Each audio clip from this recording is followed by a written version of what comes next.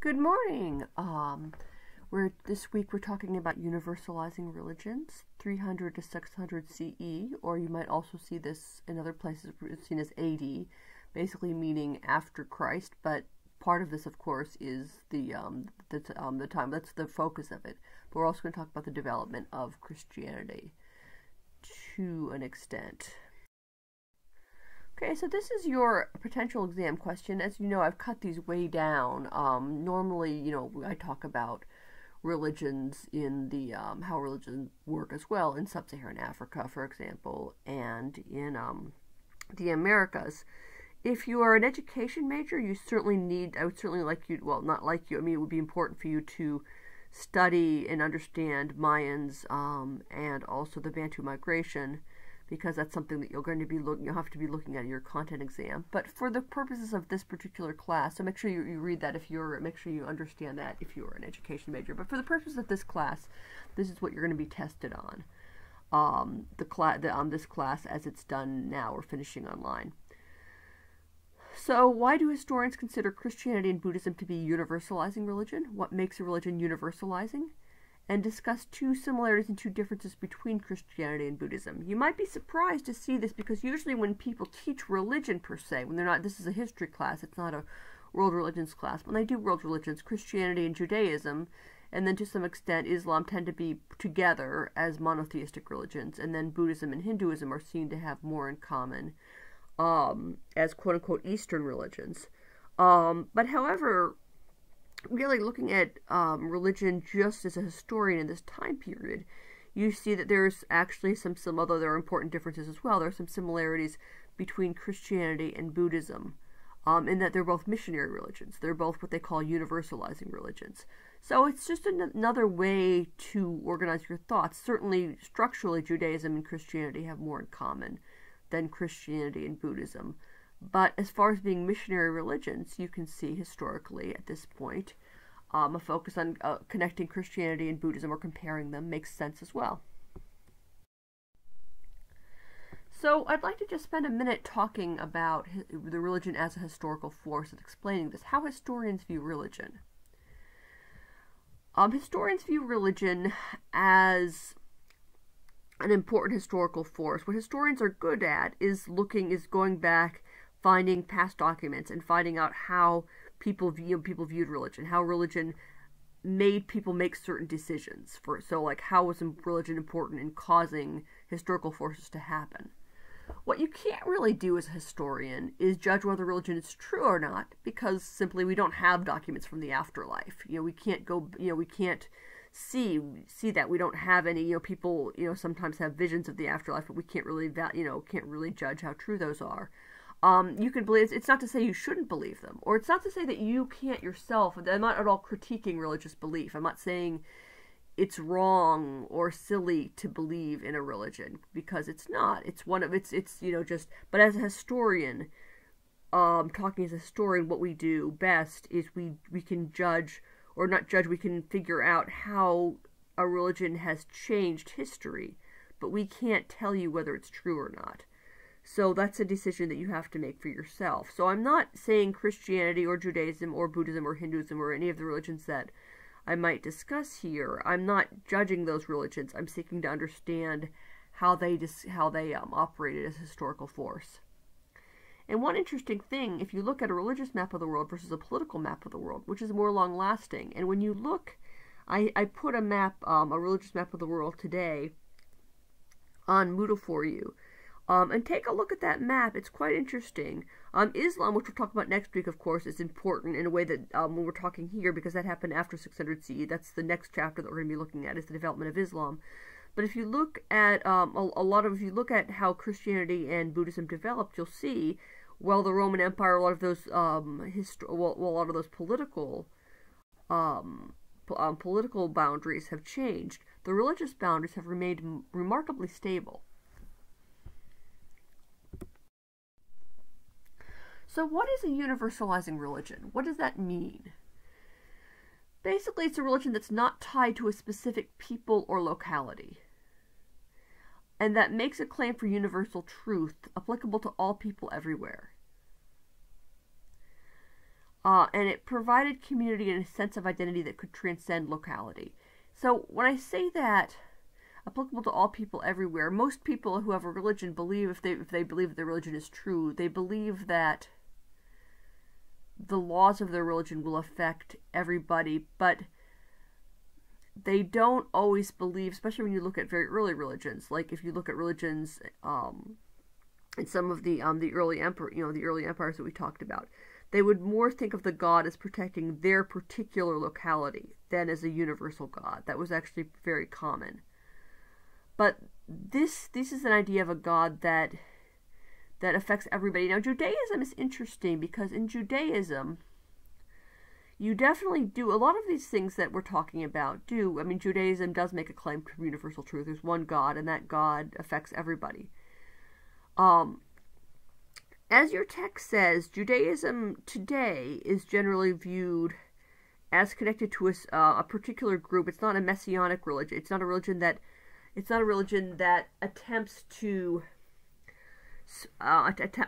spread out.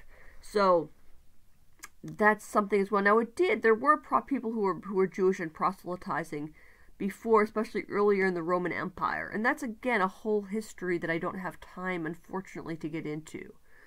But because of the association of Judaism with a specific group of people, a specific ethnicity, even though it is universalizing in some of its ideas and claims, scholars don't consider it to be a universalizing religion in the same way as Christianity. It's not that it's not as true or as good a religion, it's that it doesn't spread in the same way. So I wish we could talk about this. It's hard to this is where this particular format is a little bit difficult. Or I could answer questions about that, because we're getting into kind of, it's kind of complicated territory. And this is also something that you could debate as well.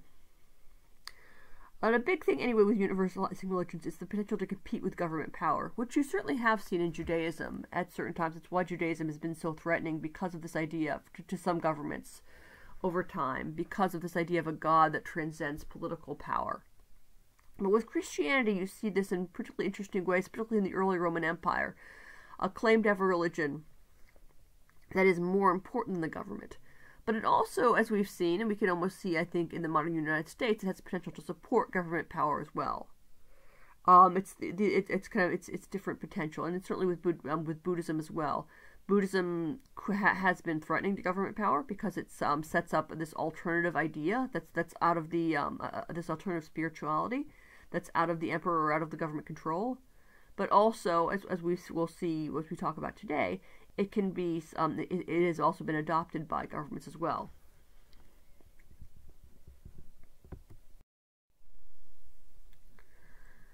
So this is a political map of this time.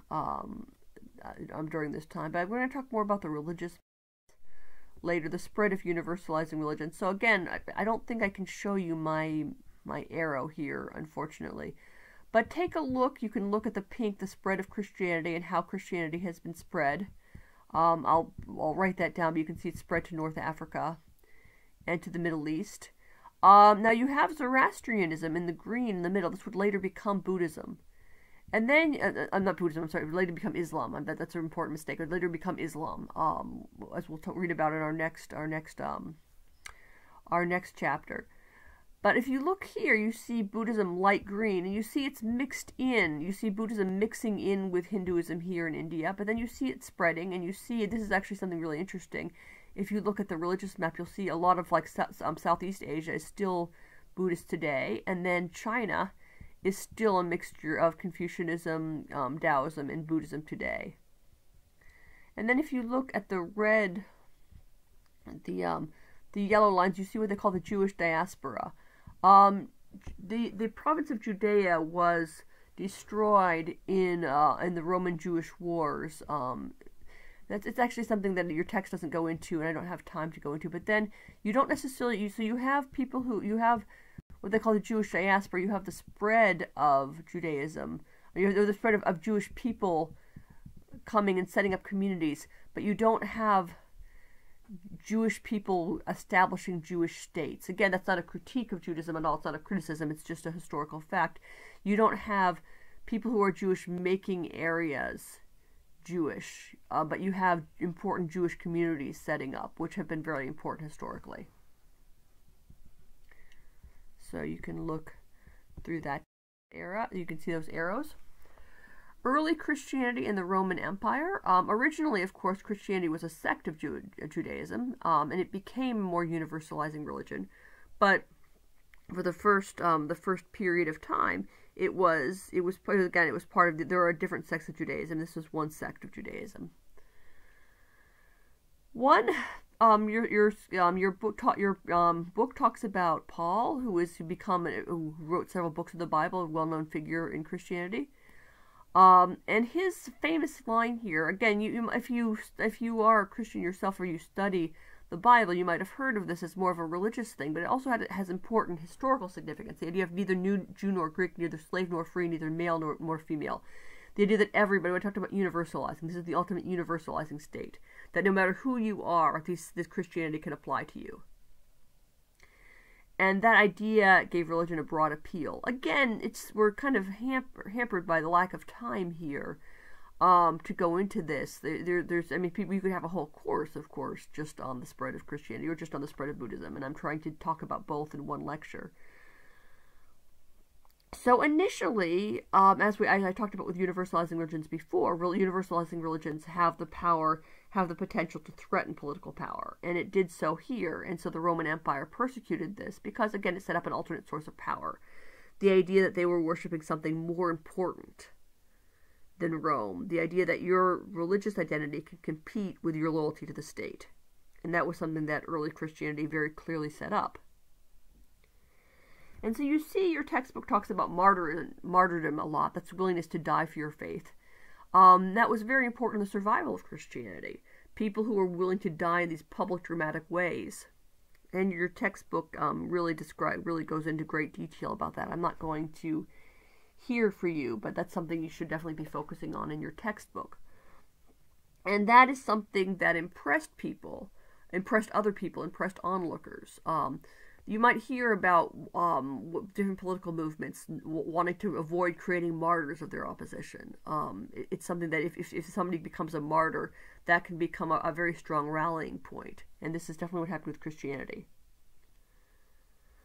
You have the development of the Christian scriptures, which obviously were very important in spreading Christianity. And another interesting thing, and you see this, we're going to talk about this with Buddhism as well, you have a clear description of an afterlife.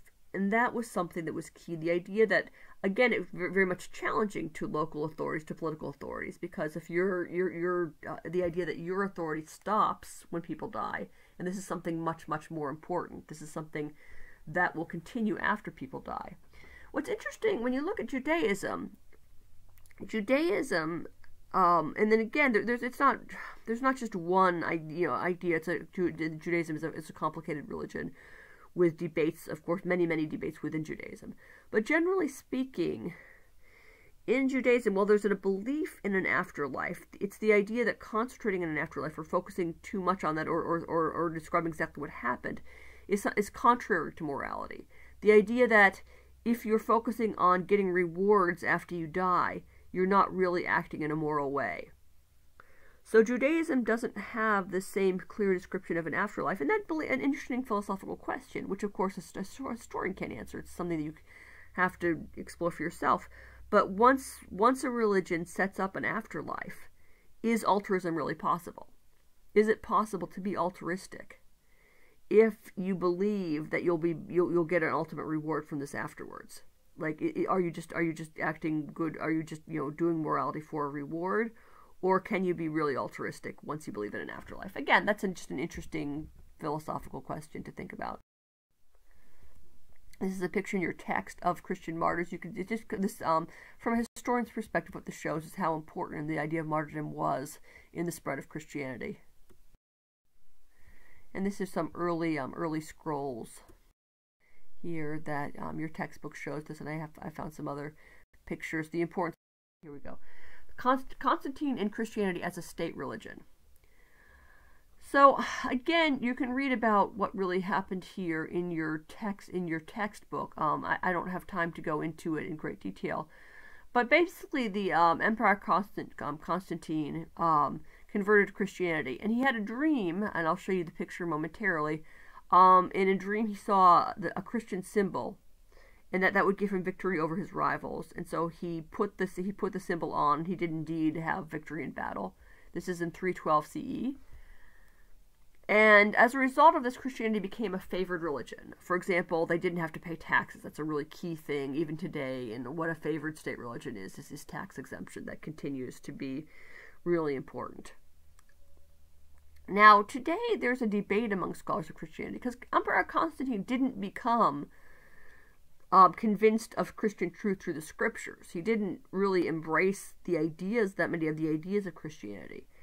And so some people would say that this was God. So some Christians were looking back would say this is proof of God's work, that God intervened to save the Christians, and help spread Christianity. Sorry. Others would say that no, actually this was the worst thing for Christianity becoming a state religion. So depending on your perspective, because again, it stopped being a religion of the poor and the persecuted and became more of a religion of the powerful, and that changed the structures of Christianity. So again, that's a debate among Christian scholars, in Christianity themselves. But whether it was good for Christianity ultimately or not good for Christianity, this was a key part of spreading Christianity. The buildings became very key to Christianity. We still, again, if you've ever been to Rome, if you ever had a chance to look at some of the amazing buildings, that was a way of advertising Christianity's wealth and power. It became an instrument of charity and justice, rather than Christians themselves being a poor community among themselves, or a less elite community that would help each other, which was something that was advertised for the early Christians. You have a powerful church, and the church ideally is the idea that the church will help the poor and be a source of charity and justice. You could also say another more cynical perspective is that the church ultimately now supports the power. So they might give some money and help alleviate poverty, but there's not the same critique. There's not the same, it also is, since it's aligned with the power structure, you don't see the same critique of power that you would have earlier in Christianity. But again, I'm going to sort of move on. This is the famous picture. That's the symbol that he saw. That's the symbol that he saw that he later associated with Christianity.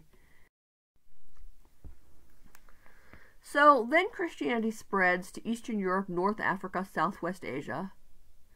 This is, in Egypt, people don't think of Egypt, and because today Egypt is in fact an Islamic country, but the Coptic Christians were very, very important. Some of the earliest, oldest Christian communities are the Coptic Christians, and they developed the first hymn. I threw that in your quiz to kind of help you understand that. I wanted you to see Christianity as more of a global phenomenon, and less of a quote-unquote Western religion, to understand how important the development in the East was. Christianity, one historical thing you can point to with Christianity is really key, because writing and reading the scripture was a key part of Christianity. You had to have a scripture in languages, so actually Christianity was key in the development of written languages. The idea of having a sacred written text. Now, early Christians didn't require everybody to read this text. Other people could read it, but you needed to have some people in the language who could read this to you. So you had the development, Christian missionaries and monks became key in this development of literacy.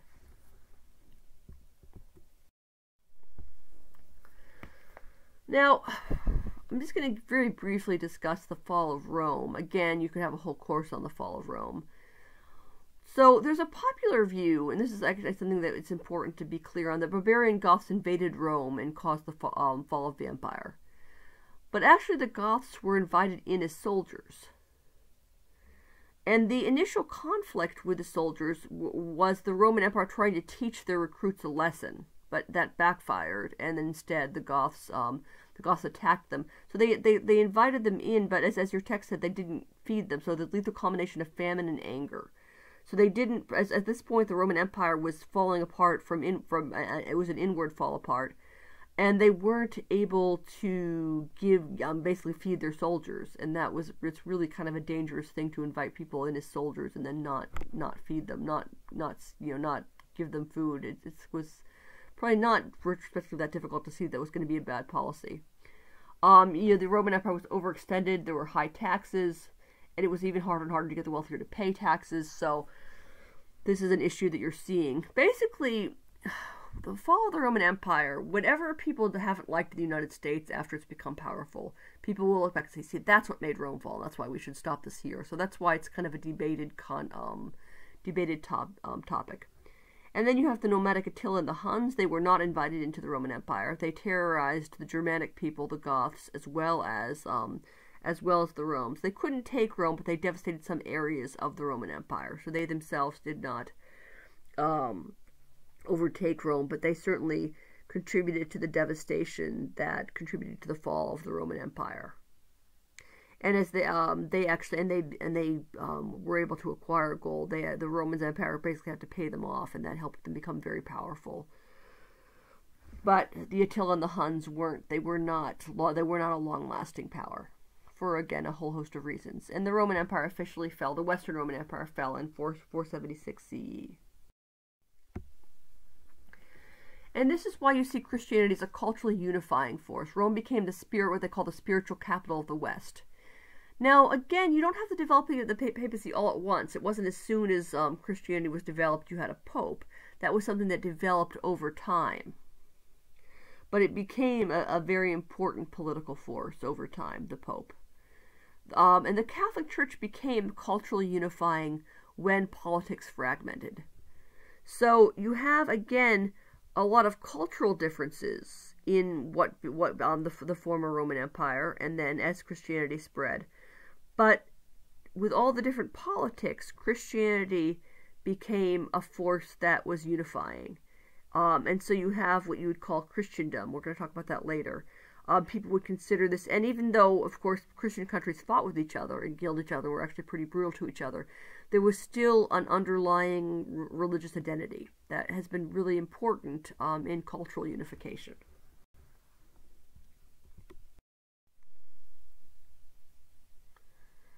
And this gives a really good sense of the development of the spread of Christianity and how Christianity spread, as well as the important the areas of Jewish settlement as well, which continue to be important as well. And then you see Zoroastrianism here, and then you look at Hinduism and the areas that were possibly Hinduism also here as well.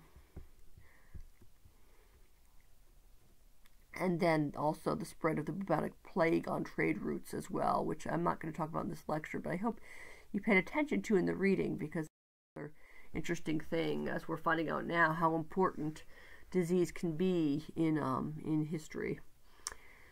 So the development of Greek Orthodox Christianity, the Eastern Roman Empire, Byzantium, Constantinople capital was established in 324 CE. And 395 CE, the empire was divided. The eastern part survived nomadic attacks.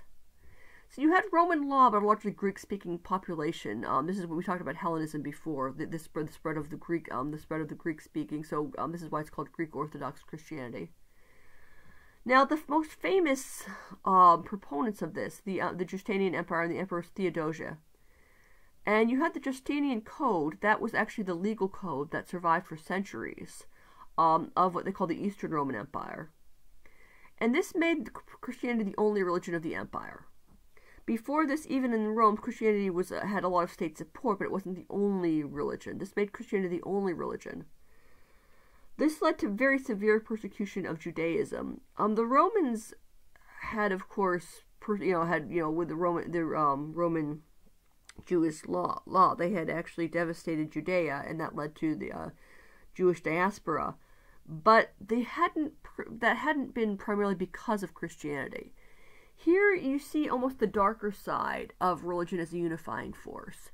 The idea of Christianity as a unifying force in what became Rome, what became Europe, has at times, more than others, led to the persecution of Judaism as a separate religion, which is a kind of interesting, because of course Christianity was originally a Jewish sect. Jesus was undeniably Jewish. There's never been any debate about that. So the idea of persecuting people who are Jewish is, I think even from a moral perspective, very problematic. I want to be very clear that I would never, that anti-Semitism is, in my opinion, a very, very negative force. But it's also curious and strange that this would happen. But it's again, when you have a universalized religion saying we're the only religion, that is a part of it. There are times, and Buddhism did not actually lead to religious persecution in the same way that you see Christianity leading to this. And we'll talk about that, why that is. So you have the Hagia Sophia, which is a really beautiful building. We tend to talk more about some of the big buildings in Rome as being monuments to Christianity, but this was really important as well. I'll show you a picture of that momentarily. And did not recognize the papacy of Rome. So that's a big difference with the Greek Orthodox Christianity. And it's a Christianity. It has a different Easter. So we've just celebrated Easter 2 days ago. Not we. I shouldn't say we. I'm sorry. I personally did. But in basically the most dominant form of Christianity in the United States did this. But the Greek Orthodox Christianity did not celebrate Easter. I mean, did not celebrate Easter 2 days ago. They have a different Easter. This is just a picture of the Justinian Emperor and Theodosia. This is the Hagia Sophia. It's again a really beautiful, a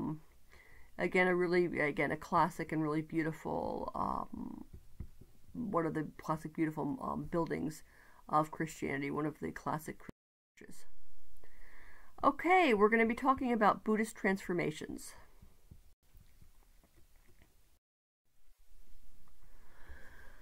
So these are going in Buddhist landscape. What's really interesting to look at is how important the Silk Road. The Silk Road was important, of course, also in the spread of Christianity, but it was especially important in the spread of Buddhism.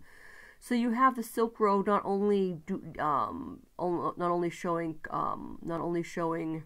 goods and silk and other kinds of goods, but also ideas could travel along the Silk Road.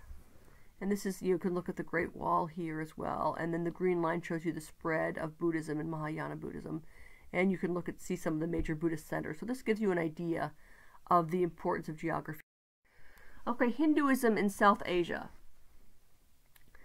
The development from, okay, so I'm going to really shorten this just because it's, again, harder to focus on a lecture in this style.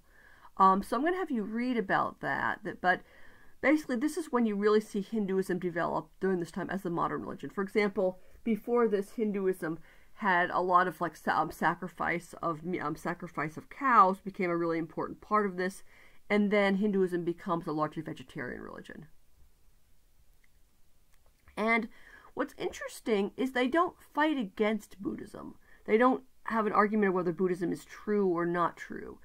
They actually adopt Buddha as one of their gods. It's the Hindu god Vishnu. Again, in my other lecture, I talked quite a bit about the different Hindu gods, but just for this standpoint, just know that there's a Hindu god, Vishnu, who's an important god, and he has different incarnations, and Buddha's one of his incarnations according to Hinduism. So you didn't have any wars between Hinduism and Buddhism, or any kind of this broader persecution of Hinduism and Buddhism that you find with the Christian persecution of Judaism later. Hinduism more just kind of adopts Buddha into this idea, into this it kind of becomes part of Hinduism in some ways, but Buddhism is a separate religion, which we'll talk about why that is momentarily. And what's interesting is, and you can see this in Hinduism, what you have what they call a Sanskrit cosmopolis, which is a term that your textbook uses. So you have this idea that India, and this is something really important even today, has never been historically has not been a politically unified region, but it's been a religiously and culturally unified region. So there are a lot of different politics in there. You'd have your own kingdoms, and so if you went from different places, you'd have different laws and different rulers. You didn't have one big ruler over this during this time. But what you did have was Hinduism providing cultural unity. So then why isn't Hinduism a universalizing religion, or why is it considered that? It's because it's very tied to the caste system. So because it's tied to the caste system, if people aren't willing to recognize the caste system, that would be a very, very difficult thing to spread to somebody else, because it's so ingrained. You couldn't just go to a new place and say, okay, you're going to be the untouchables, you're going to be the Brahmin. It's a very very complicated social system that does not export easily. So because Hinduism is so connected to this one political system, the caste system, which was developed in the region that is now basically modern day India and also to some extent modern day Pakistan, if you look at that whole region, it wasn't a missionary universalist religion like Buddhism. Because remember, we talked before about how Buddhism was not tied to the caste system. That was why it was attractive to many people who were not upper caste. And that's why Buddhism could spread. So Hinduism didn't persecute Buddhism. It drew in Buddhism, and this is why Buddhism itself never was, and then Buddhism was never able to develop a wide-scale challenge to the caste system that was too ingrained. But Buddhism left India and became more influential otherwise. That's why it is, in fact, a universalizing religion. So, the transformation of Buddhism. So this is a really big transformation. I talked before when I talked about Buddhism, that Buddhism, this is actually when we were still in session, that Buddha wasn't a god. He didn't claim to be a god. This is a really important difference in Christianity. That you look, and from the very beginning of Christianity, it was founded on the idea that Jesus was a god, was the son of God, and that was a really key component to this. This for Buddhism was not. Buddha never claimed to be a god. It was only afterwards that his followers started making him a deity and claiming that he was a deity.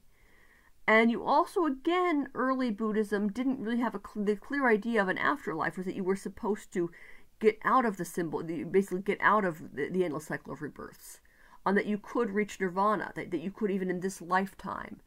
If you did right, if you talked about the 8 conduct path, like right living, if you lived in the right way, if you had right thoughts and right conduct, you could meditate, you could actually escape this idea of being reborn. So it wasn't the idea that you wanted to go to a specific wonderful place, but then you have this development of the afterlife, and you have bodhisattvas, who again, some people say that they were godlike, some people say that they weren't gods, but they were the idea that some people who had achieved enlightenment put off going to the afterlife and came back and helped people now achieve enlightenment. So, and they were and then some people said they were divine, some people they weren't. I'm going to let you read in your textbook about the difference between Mahayana and Theravada Buddhism. There are the theological differences. One religion actually was Mahayana, tended to see the bodhisattvas as deities, as divine, and Theravada did not. Although Theravada Buddhism did see, there are some strains of Theravada that see the Buddha as divine. Theravada is the popular idea in Southeast Asia, but Mahayana, and Theravada means lesser vehicle, Mahayana means greater vehicle. So Mahayana has generally been more accessible, and that's the kind of religion that has spread the most to East Asia. So it's the Mahayana Buddhism that spread along the Silk Road and took China as well. And the Mahayana Buddhism, that sects of the Mahayana Buddhism are more likely to talk about different visions of the afterlife. So you have an idea now in Buddhism. There are Buddhist ideas. There are Buddhist ideas of hell. There are Buddhist ideas of heaven. They're not fundamental to Buddhism, but that is an idea when you look at popular Buddhism. So there is an idea of what happens after you die. You can go to a better or worse place, which was not part of original Buddhism.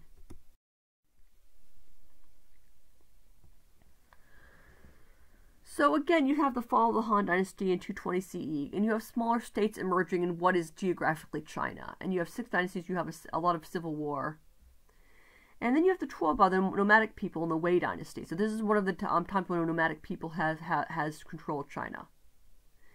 And whenever nomadic people control China, you always see this. There's always the debate about how Chinese should they become. Because China is such a compelling civilization. But do they want to keep the original martial virtues and be separate from the Chinese? Or do they want to actually adopt Chinese culture? And this is, again, a theme that you see in Chinese history. The idea of becoming an emperor, a powerful emperor like the Chinese emperors before them and being part of that tradition, versus more the idea of the warrior ethos and kind of keeping that martial spirit that helped you get the throne to begin with.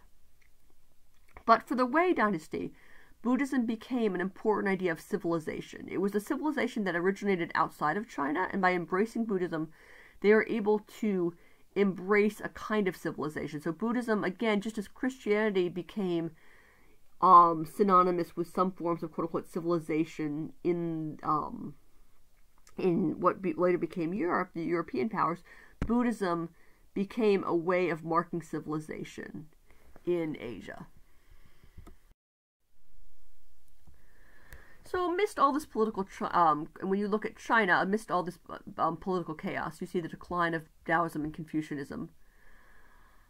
At the same time, Taoism has also become more religious as well, but it did not offer the same kind of compelling political unity. So Buddhism offered unity in the face of political chaos. And again, just as you're seeing all these different political fragmentations, you can have religion can provide kind of a broader unity that's outside of political unity. That's a really important thing, kind of in a universalizing religion. You see this to some extent in Hinduism, but it's you really can only be in South Asia. Because it's so tied to the caste system, it was very hard for it to spread. And so Kumarajiva was really important with his translations. He translated. He actually had great linguistic ability, and he was able to translate some Buddhist scriptures into Chinese. You start having monasteries, monks, and nuns. It's an interesting thing with pagodas, because pagodas are seen as quintessentially Chinese. This is, I put it in the text I wanted you to read about. This is kind of an interesting thing when you look at these different cultural influences, but they were actually influenced from northern India. The Chinese tend to see themselves as isolationists, as kind of a unique culture, but through Buddhism, you see an outside influence on China. It's one of the biggest outside influences on China is through India, through Buddhism. So then you see the development of middle way Buddhism becoming very popular here. And a big idea is that in Buddhism that reality is transient. This is actually something that has continued. That I talked about this before. What you think about is important now is not really real. It's an illusion. And enlightenment consists of realizing how trivial and unimportant what you see as reality is. Like the idea of getting a job, economic success, according to Buddhism, that would be part of the transient reality. I talked before about how to Buddhism, this is actually something that has remained in Buddhism. The idea that so much of what you think of as important is an illusion. So I used the example of stuffed animals, these ideas. I don't know, when a lot of you are the age of my older son, my twin sons, who are now in college, and when they were younger, they loved Webkinz, for example. Like, Webkinz were the most amazing thing, and they thought Webkinz was the route to happiness. More Webkinz equals more happiness. But now, of course, they don't know. Their little sister plays with their Webkinz, but they themselves don't, love Webkinz anymore. They grew out of them, and that would be the idea of the Buddhism, that everything. That's everything. Like, that basically everything that you think of as important now, or everything that's part of reality now, like economic success, getting a good job, that's all part of this kind of broader illusion that you will one day realize is an illusion. This is just a picture of a pagoda, which again the Chinese think of as quintessentially Chinese, but also has influences from Buddhism. India through Buddhism. Now let's get kind of a comparison between Christianity and Buddhism. They're both, again, universalizing religions. They both had global spread. They both adapted to different cultures in a way that, for example, Hinduism could not, had a difficulty adapting to different cultures. You look at Christianity and Buddhism both adapting.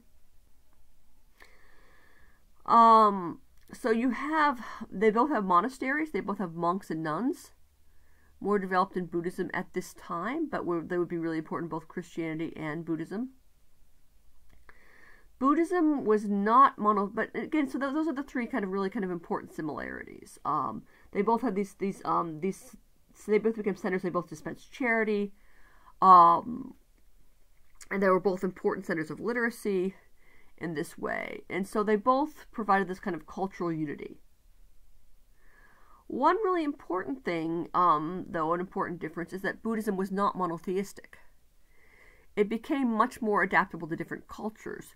Now, some people would say Buddha was a god, but then because originally Buddha himself had not claimed to be a god, you could be a Buddhist and not think of Buddha as a god. And you could still today be a Buddhist and not think of Buddha as a god. Some people think of Buddha as a god, some people think of the Bodhisattvas as divine, some people think they're not divine.